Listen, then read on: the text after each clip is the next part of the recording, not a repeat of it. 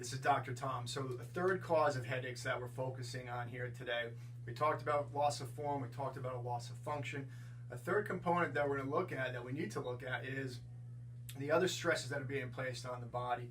One of the bigger stresses that we can look at is what we're putting into our body, the toxins, the chemical stresses. Sadly, in this country, we have a diet that is way too high in sugars, way too high in processed foods.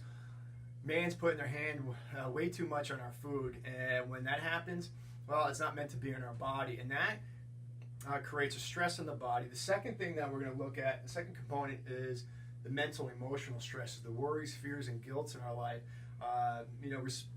Financial stresses, relationship stresses, whatever it happens to be, whatever the issue is. What we're going to look at here is, well, this initiates that stress response that we have going on in the body, right? We can call it the fight or flight mechanism, whatever it happens to be. We have two parts of our nervous system. The one that we want to control most of the day is what we call the rest and digest part of the nervous system. That's where your body's in a calm, relaxed state.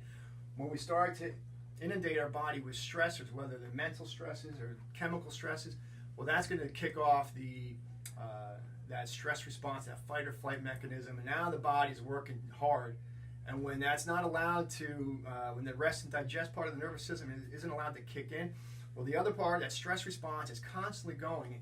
And then when we back it up with a loss of proper form and a loss of proper function in the spine, especially in the neck, well, that's another driving force, another driving cause of headaches. So we're not doing you any favors if we're not getting in there and addressing what we're putting into the body and the other stresses and mental, emotional stresses that we have going on. So we want to look at those other areas, another cause of headaches that we need to address.